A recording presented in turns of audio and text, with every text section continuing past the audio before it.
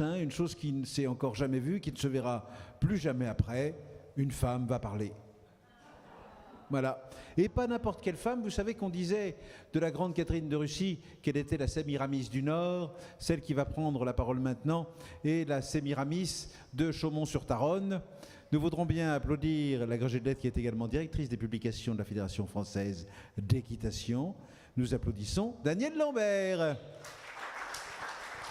Merci. Je vous en prie. Merci, merci. J'espère que vous m'entendez. Je vais vous parler de chevaux, de poulains et de poneys autour de Chambord.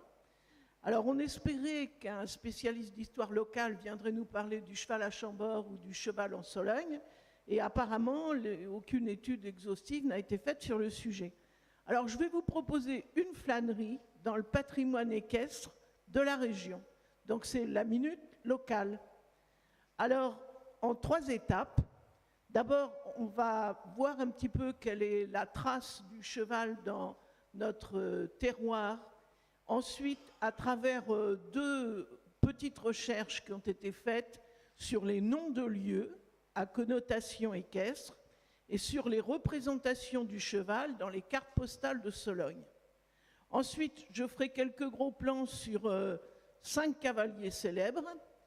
Ensuite, je parlerai de 2 aventures modernes, celle du chocolat poulain, c'est pourquoi mon titre était bien avec poulain sans S et majuscule, et celle des pionniers de l'élevage poney du Poney Club de France et du Parc équestre fédéral.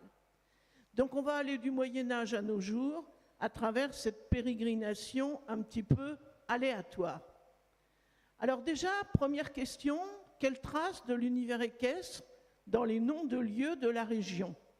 Alors pour savoir ça, l'idée est venue de tracer dans les annuaires des communes les noms des rues, et j'ai été aidée dans cette recherche par Frédéric Monnier, ici présente, et à notre grande surprise, on a trouvé pratiquement dans 50 km alentour une centaine de noms de rues et de lieux qui portent la trace du cheval.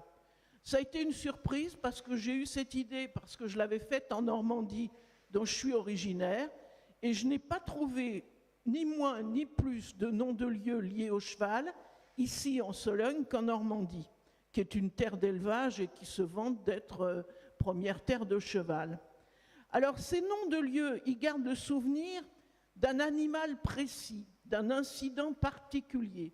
Bon, il y a beaucoup de rues qui s'appellent du cheval blanc parce qu'ici, il y avait un cheval blanc, du cheval rouge ou encore du cheval maureau. Maureau est plus rare. Maureau, ça veut dire mauresque, ça veut dire noir. Et c'est le vieux nom pour désigner les baies bruns. Alors, il semble qu'il y ait un problème de micro. Après, on a une voie des ânes verts. Alors, on ne sait pas, parce que bon, je n'ai pas poussé l'enquête plus loin que ça. On ne sait pas si c'est quelqu'un qui avait peint les ânes en vert ou si c'est quelqu'un qui les avait déguisés avec une toile verte. Mais peu importe, il y a une voie des ânes verts. Et on joue, comme vous voyez, pas mal la couleur. Il y a des lieux dits comme la Poulinière, où sans doute il y en avait une à un moment. À Blois, on a un quartier qui s'appelle Casse-Sabot. À Montrichard, on a une rue du Sabot Rouge. Alors, on ne sait pas trop si c'est quand même un sabot de cheval ou un sabot de savetier. Et il y a un lieu-dit à la Fertin-Saint-Aubin qui s'appelle Podane. Alors, on ne sait pas quel malin avait déposé une podane à cet endroit. Tous ces noms-là font très médiéval, en fait. Vous avez aussi des lieux qui désignent des lieux de vie permanents ou occasionnels des chevaux. Par exemple, vous allez avoir des allées, des chemins, des lieux-dits, des écuries, des haras, des cavaliers, des chevaliers, de la chevalerie. Là, vous avez la rue de la chevalerie d'Ivoile-Marron. Vous avez des lieux comme le parc à juments ici à Chambord. Vous avez le paty aux chevaux, vous avez la rue des Champoulins, vous avez le Clos Poulain, vous avez la rue du Cours aux ânes. Alors quand on est dans les Champoulins, le Clos Poulain, le Cours aux ânes, là on pense que c'est des foires et des marchés, et c'est l'endroit où on parquait, puisqu'on mettait en général dans les ventes par catégorie les animaux. Et Marcheval à Saint-Viâtre, alors on ne sait pas si c'est une mare où il y avait des chevaux ou si c'est un marché de chevaux, on ne sait pas trop. Ensuite, on a retrouvé aussi des noms qui désignent des particularités d'itinéraire, de voies. Par exemple, voie du Galop, rue du Galop, de l'Éperon, du Tournebride. Alors le Tournebride, donc c'est courant, il y en a plus d'une dizaine. Il y a le Tournebride de Montfranc, qui a un nom particulier. Et puis il y a des choses comme chemin de la Fosse aux Chevaux, rue du Pont aux Chevaux, allée du Clos des Carrosses. Bon, par contre, quand on s'est intéressé au nom des communes, on a fait un peu chou blanc. Les trois seuls noms qui nous sont venus, c'était Celles-sur-Cher et Celles-Saint-Denis. Mais ça vient des cellules des moines où il y avait des ermitages, vérification faite dans le dictionnaire des noms de lieux, et non pas des selles, des cavaliers. Et quant à la Ferté-Beauharnais, elle s'est appelée la Ferté-Avrain jusqu'au XVIIIe siècle, et elle n'a pris son nom que de la famille de Beauharnais quand ils ont acheté le château. Et donc, du coup, mais on suppose qu'ils avaient des beauharnachements et que c'est pour ça qu'ils s'appelaient Beauharnais à l'origine. Donc, en conclusion, la Sologne est un territoire équestre, ni plus ni moins que la Normandie, et c'était une première surprise parce qu'on pensait pas trouver trop de chevaux en Sologne, parce qu'on pensait que c'était pas une terre d'élevage de chevaux, mais en fait, si. Et si on regarde maintenant un autre corpus qui n'a rien à voir, mais qui traduit aussi une ambiance, c'est celui des cartes postales de Sologne. Et là, je me suis fondée sur la collection de Jacques Asselineau, qui a une collection exhaustive de tout ce qui s'est fait sur la mode Beuvron. Et là, on trouve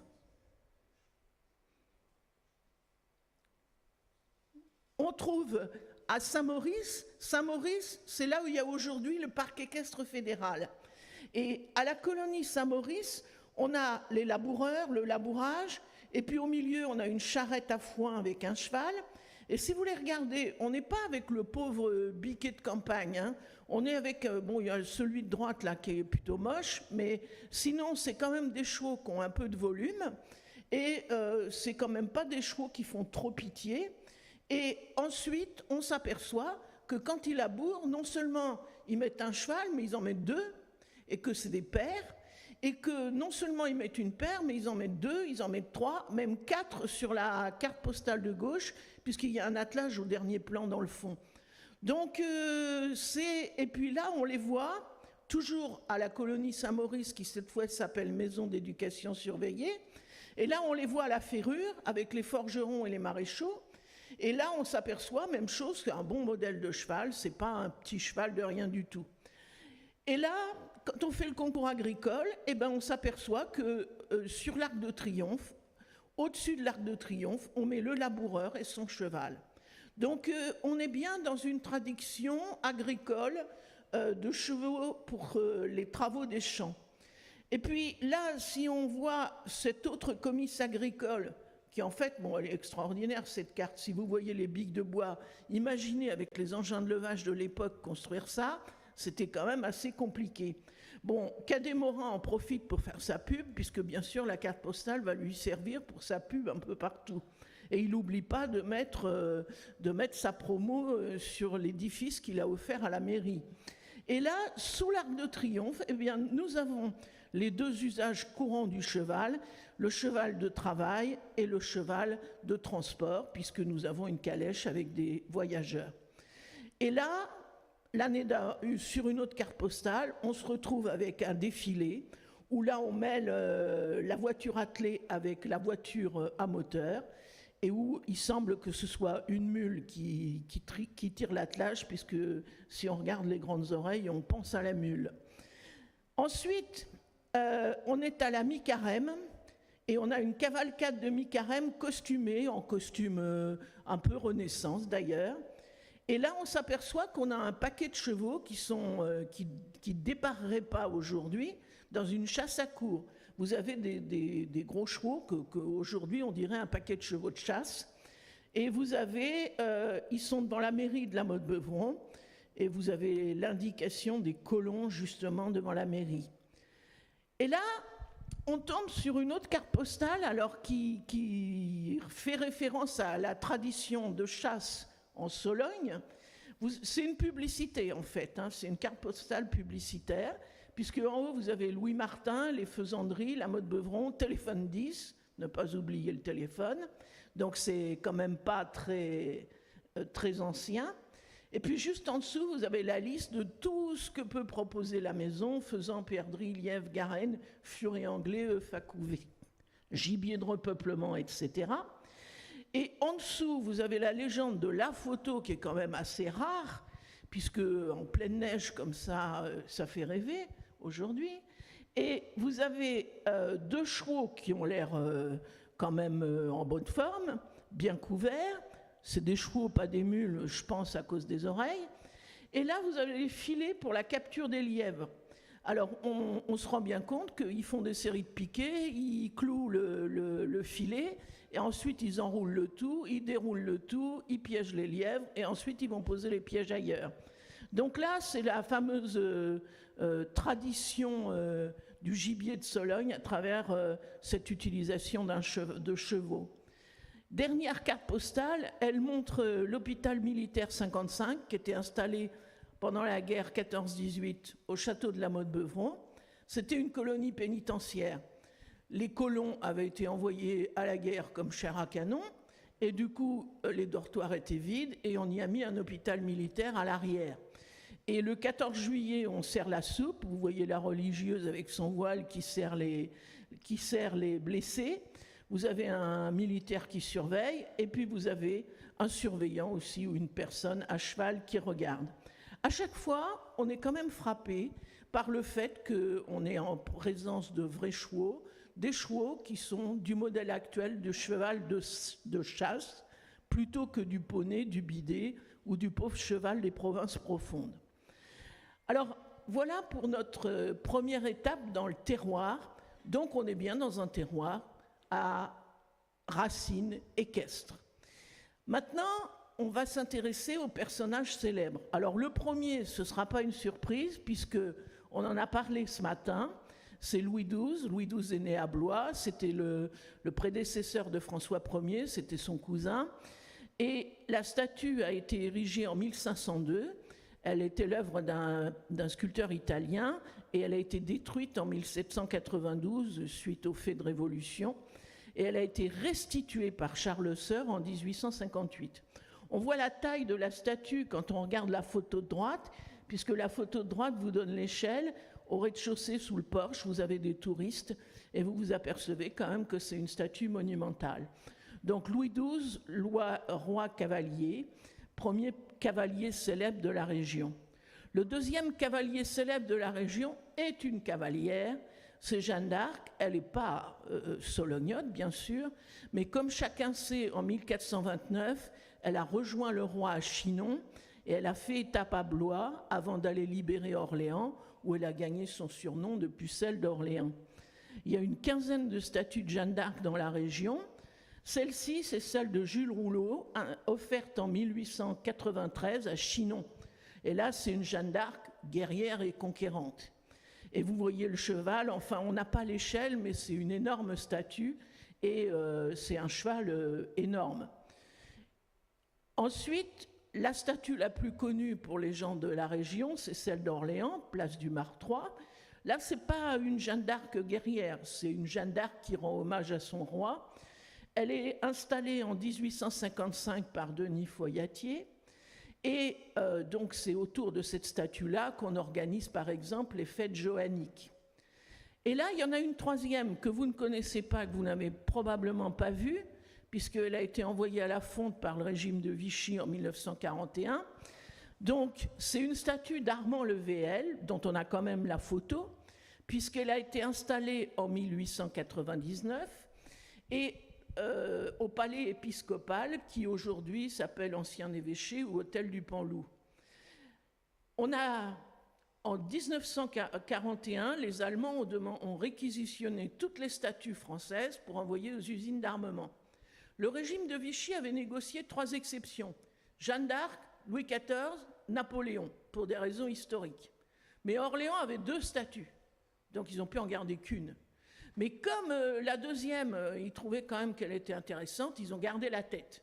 Parce que Jeanne d'Arc était le personnage, ben le cheval était moins historique, donc ils ont préféré envoyer le cheval plutôt que Jeanne d'Arc à la fonte. Ensuite, si vous regardez les dates de toutes les statues que je vous ai sélectionnées, celle-ci 1899, celle-ci 1855, celle-ci 1893, celle-ci 1858. On est en plein dans cette époque, Second Empire, Troisième République, où on veut faire nation. Et comme on veut faire nation, on valorise les grands héros. Et là, tous les maires font concurrence pour ériger sur la place les statues des grands hommes. Donc c'est un temps de notre histoire. Ça se poursuit d'ailleurs au début du XXe siècle, mais ça s'anéantit assez rapidement. Et après, on va valoriser les grands hommes en leur mettant une plaque de rue. C'est moins cher. Ensuite, on installe... Alors là, c'est une autre statue qui a une histoire folle. Je ne sais pas si vous connaissez cette statue. Elle est dans un endroit magnifique, à Blois, dans les jardins de l'évêché, face à la Loire. Et c'est une réplique exacte de celle qui se trouve face à l'Hudson, sur le Riverside Drive à New York. Et cette statue-là, elle a été installée en 1921. La statue a été offerte par un mécène américain, mais c'est la ville de Blois qui a payé le socle et l'installation et qui a aménagé l'espace et qui a offert l'espace. Et cette statue-là, elle a deux particularités. Et là, je vais faire mon quart d'heure féministe. Premièrement, c'est une femme qui est représentée. Deuxièmement, le sculpteur est une femme, la première femme sculpteur à avoir fait des statues monumentales dans le monde. Et troisièmement, elle avait subi un affront terrible par la ville de Paris en 1910, à savoir qu'elle avait présenté une statue qui avait été considérée comme la plus belle et qu'on lui avait refusé la médaille en l'accusant de fraude, en disant « c'est trop beau, c'est trop grand pour que ça puisse être l'œuvre d'une femme ». Donc, il y a un homme derrière, on ne peut pas remettre la médaille à une femme de paille. Et du coup, quand la ville de Blois a accepté sa statue, elle a offert, quelques années plus tard, en remerciement à la ville de Blois, une statue de Diane, une autre femme, avec son arc qui est au jardin des Lys. Mais ce n'est pas une statue équestre. Et il faut savoir que Anne Vaughan Huntington, Huntington c'était le nom de son milliardaire de mari qui lui a fait un superbe atelier là-bas aux États-Unis, elle a inondé la planète de statues de Jeanne d'Arc. Elle en a fait pour l'Australie, elle en a fait pour le Québec, elle en a fait pour New York, elle en a une douzaine à travers le monde qui valorisent Jeanne d'Arc. Elle était passionnée par Jeanne d'Arc. Donc c'est une de nos cavalières célèbres avec Louis XII. Bon, on aurait pu prendre François Ier, mais je n'ai pas trouvé de statue équestre, donc voilà. Alors maintenant, je continue dans ma galerie des cavaliers célèbres de la région, un dont je vais parler rapidement parce que Jean d'Aussonville nous en a parlé ce matin, c'est le maréchal de Saxe. Si vous vous intéressez au maréchal de Saxe, il faut lire le roman de Chambord, parce que Xavier Pattier raconte en détail l'aventure du maréchal de Saxe. Alors, ce maréchal de Saxe, dont vous voyez ici un superbe portrait par Quentin Latour, il interpelle à cause des écuries qui portent toujours son nom. Comme vous avez vu, il n'y a plus que les murs et à l'intérieur, il y a un potager et il y a des écuries en box mobile. Donc, c'était le fils naturel de celui qui deviendra le roi Auguste II de Pologne. Il est devenu comte de Saxe. On est au début du XVIIIe siècle. C'était un chef d'armée fantastique. Il a gagné toutes les batailles qu'il a disputées. Il a gagné Fontenoy, il a conquis Namur, Bruxelles, etc. Il était amateur de théâtre. C'est le premier à avoir emmené le théâtre aux armées. Il faut dire qu'il était amateur de comédienne, donc ça lui permettait, en emmenant le théâtre aux armées, d'emmener à la fois le divertissement pour les soldats et pour les généraux. Et il était passionné de chasse, il était truculent, il était transgressif. C'est un bon vivant, mal embouché et qui faisait plein de fautes d'orthographe, nous dit-on. Il se trouve qu'il est l'arrière-grand-père de George Sand, qui est une berrichonne pas très loin d'ici, par sa fille naturelle. Alors, il remporte la bataille de Fontenoy, il gagne Namur, Bruxelles, toutes sortes de villes, et Louis XV, d'ailleurs, négocie très mal le traité derrière et rend les villes qu'il avait conquises, donc ça l'énerve un peu. Pour le calmer, Louis XV le nomme maréchal général des camps et armées françaises et gouverneur à vie du château de Chambord. Alors là, il est gouverneur à vie, le traité de paix a été signé, il n'a plus de guerre à faire. Donc un soldat qui sait faire que la guerre, il ne sait plus rien faire. Donc là, ce qu'il fait en arrivant, il ordonne l'achèvement des écuries commencées par Jules Hardouin-Mansart pour 250 chevaux. C'est Louis XIV qui avait demandé à Hardouin-Mansart de continuer le travail de François Ier. Et il vient s'installer à Chambord en 1748, quand il obtient le privilège de conserver son régiment dit de Saxe volontaire, qui comptait 6 brigades de 160 hommes, 960 soldats. Bon, il y a 1000 soldats qui débarquent à Chambord. Bon, vous imaginez un peu l'impact sur la population locale. Alors, c'était un ensemble absolument hétéroclite. Il y avait des Polonais, des Allemands, des Tartares, des Turcs, des Alsaciens, des Antillais, des Sénégalais, des Indiens de Pondichéry. Et tous les matins, ils faisaient une parade en costume de toutes les couleurs. Et la compagnie colonelle, c'était que des Noirs avec des chevaux blancs. Donc, on ne donnait pas dans la dentelle au niveau du spectacle. Donc, finalement, l'ancêtre du spectacle à Chambord, il est là. Et c'est pas à tort qu'on a fait tous les spectacles équestres dans les écuries du maréchal de Saxe. Et ils ont fait forte impression sur les Solognos-Solognotes, et dans les registres de l'évêque de Blois, on trouve des mariages mixtes, c'est-à-dire blanc-noir, et des dispenses de certificats de baptême pour les réformés et les mahométans. Après sa mort, en 1750, les écuries sont abandonnées. Fin de l'histoire du maréchal de Saxe. Alors, le dernier cavalier célèbre, c'est le marquis de Polignac. Alors, on est 30 ans plus tard, on est dans ces 10 années qui précèdent la Révolution française.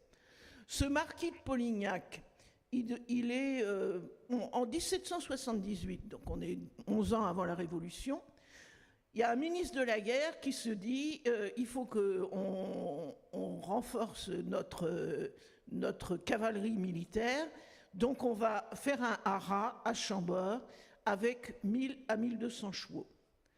Et là, en 80, on nomme le marquis de Polignac directeur des haras. Puis, en 81, il crée un haras royal à Chambord. Alors, Polignac, lui, puis bon, il y a son frère après qui est nommé, mais son frère a sa femme qui s'occupe des enfants de Marie-Antoinette, il préfère rester à Versailles.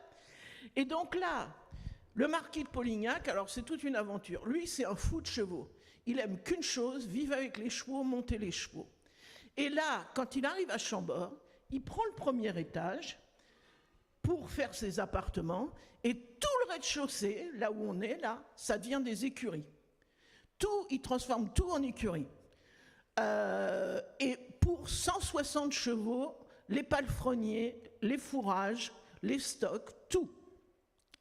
Et les juments occupent les stalles dans les salles en croix du donjon au pied du grand escalier.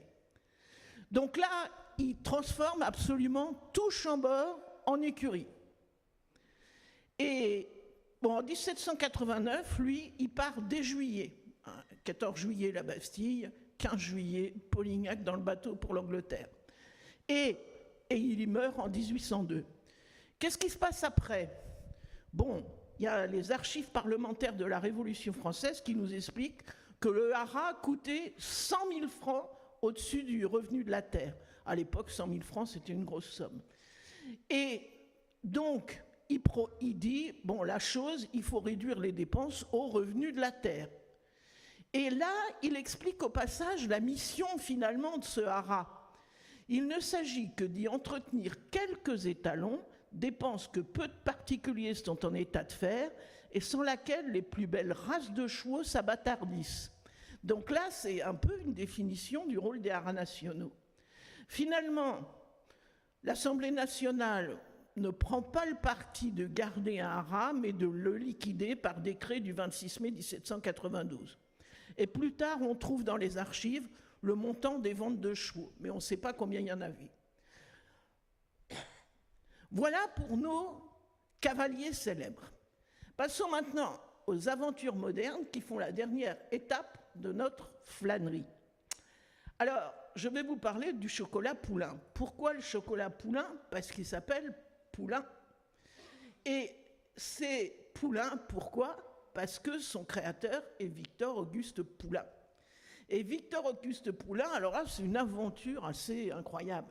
Poulain était un gamin, le 10e enfant, ou 9e ou 10e enfant d'une famille de métayers. Il était chétif, donc on l'a envoyé à l'école, 3 ans, pour apprendre à lire, écrire, compter.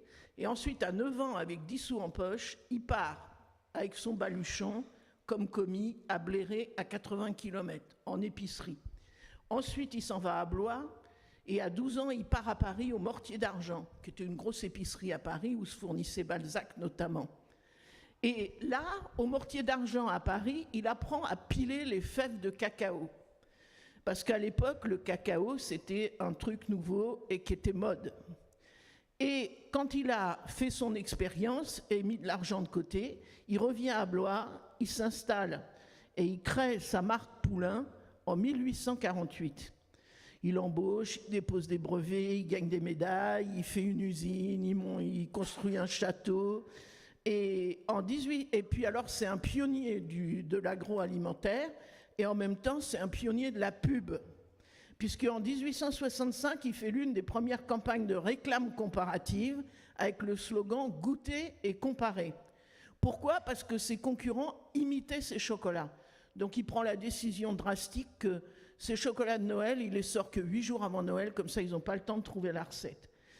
Et là, en 1890, il a l'idée de mettre ce qu'il appelle des images instructives à collectionner en album dans ses chocolats.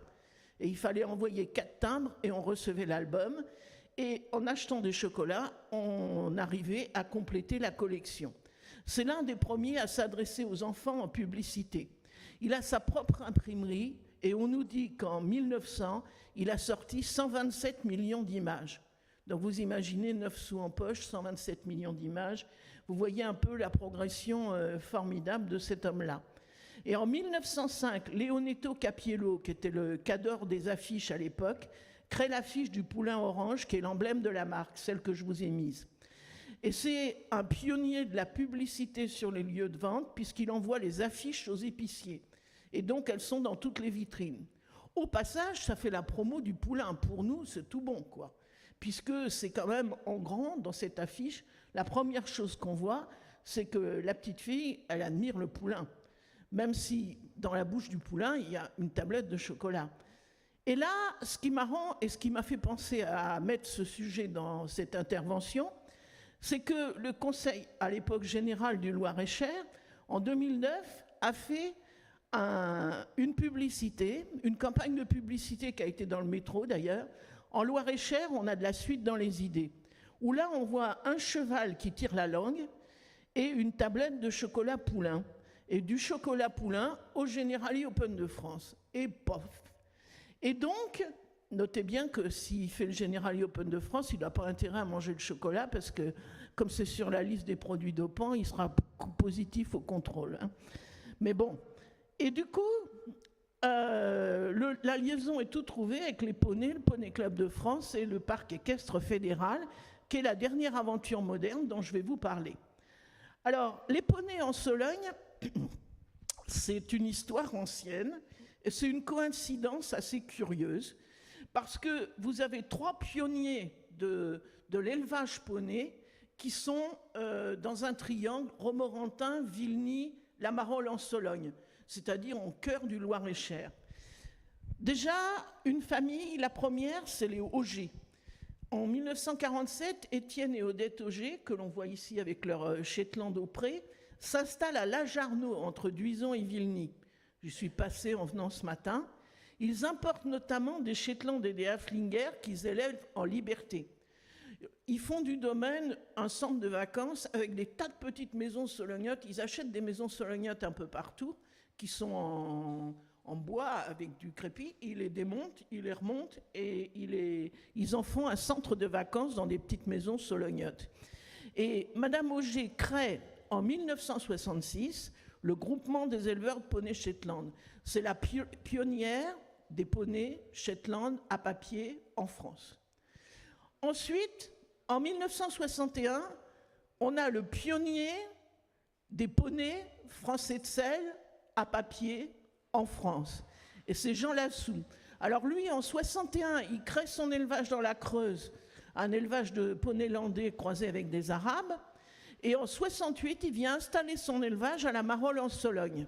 Et en 69, il crée à la Marolles l'association du poney français de sel qui va fêter cette année ses 50 ans, puisque 1969, 2019, 50 ans. Il est à l'initiative du Sologne Pony en 1999. Vous le voyez ici au pré, au milieu de poulains qu'on est en train d'identifier. Et pour ceux qui le connaissent, à la tablette, c'est Yvan de Curez. Ensuite, troisième famille de pionniers, c'est la famille Lecomte, dont vous avez un illustre représentant dans la salle. Et donc, avant-guerre, Armand Lecomte avait déjà un poney qu'il attelait pour faire le voyage de Romorantin à Paris.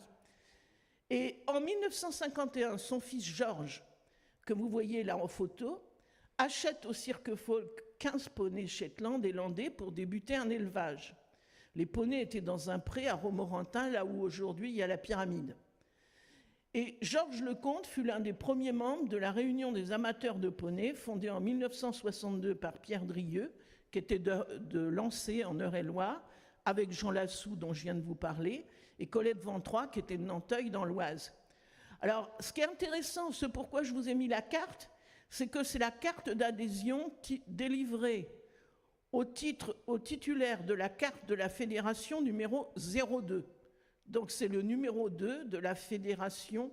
Alors évidemment, la réunion des amateurs de poney, c'est tout de suite appelée Fédération française des associations d'éleveurs et de propriétaires de poneys. Puis on est petit, puis on veut se faire grand. Donc là, c'était, vous voyez la différence des noms. Et vous voyez d'ailleurs, donc là, le père de Serge Lecomte. Hein. Et maintenant, on est en 1993, le Poney Club de France cherche un... Serge Lecomte est président du Poney Club de France depuis quelques années déjà, et il cherche un lieu pérenne pour accueillir les championnats de France poney. Comme son père et son grand-père, il partage son temps entre Paris et Romorantin.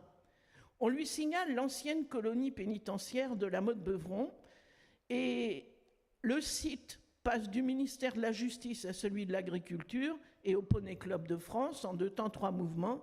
Et les premiers championnats de France ont lieu au Parc Équestre Fédéral en 1994. Et vous voyez ici 2 photos de ces championnats 1994. En haut, le président du Poney Club de France, qui à l'époque portait nœud papillon systématiquement à toutes les assemblées générales et grosses réunions.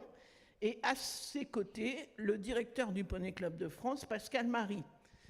Et en dessous, vous voyez Michel Alliot-Marie, qui était ministre des Sports. On est sûr que c'est 94 parce que l'affiche qu'il y a sur son pupitre est marquée 1994. Et derrière, pour ceux qui le connaissent, c'est Régis Bouchy. Donc là, on a la création, donc l'installation du Poney Club de France au Parc Équestre Fédéral. Et jusqu'en 2000, le Parc Équestre Fédéral est le paradis des poneys et des enfants. En 2000, le parc qui s'appelait national devient fédéral parce qu'il y a la fusion-absorption, comme on dit, du Poney Club de France, de la délégation nationale au sport équestre et de la Fédération française d'équitation. En gros, la naissance de la grande fédération unie. Serge Lecomte en deviendra président en 2006.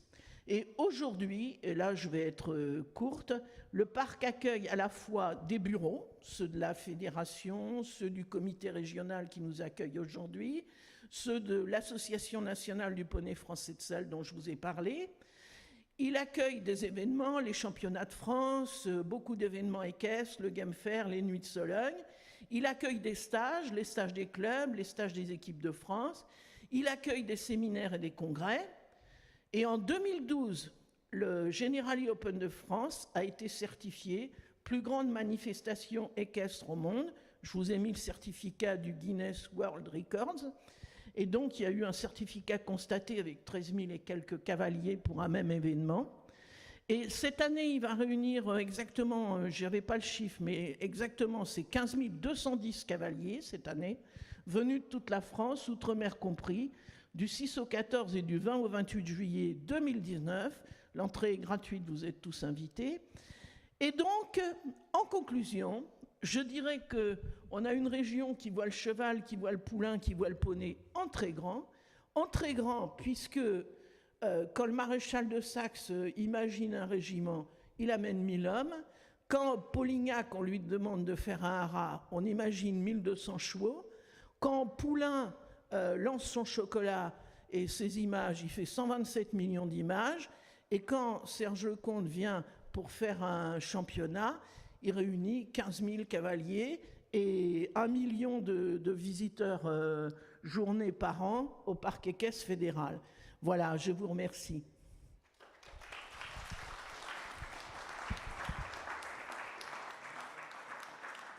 Merci Daniel Lambert. Si nous souhaitions être vraiment paritaires, vous auriez devant vous 3h30 pour répondre à des questions, histoire que vous soyez à parité de temps avec les orateurs masculins.